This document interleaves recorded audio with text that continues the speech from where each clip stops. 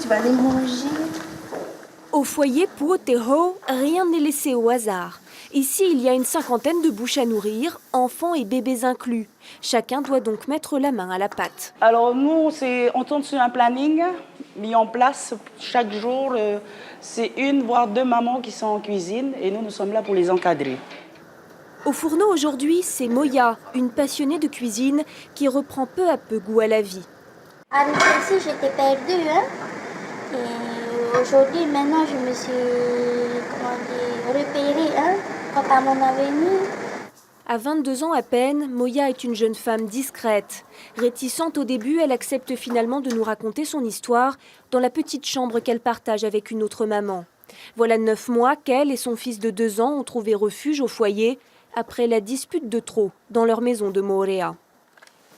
Des coups de poing, des coudes, des genoux et pas n'importe où, sur la tête.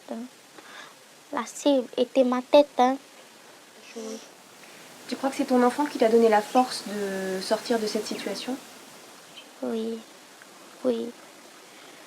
Parce que moi, je me suis mise à la place de mon fils. J'ai eu des parents qui se tapaient dessus. C'était pas évident.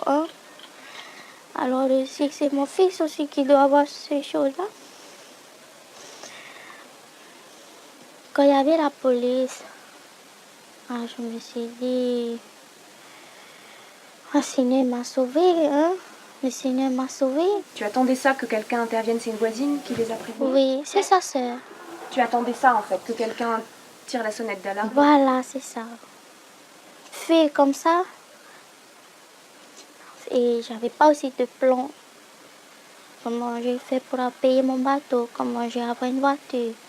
Je connais personne, tout ça. Comment je vais faire? Car toutes ces femmes ont ceci en commun. Sans un travail, sans un logement, impossible pour elles de refaire leur vie loin de leur agresseur. Pourtant, faute de place, le foyer ne peut les garder que quelques mois.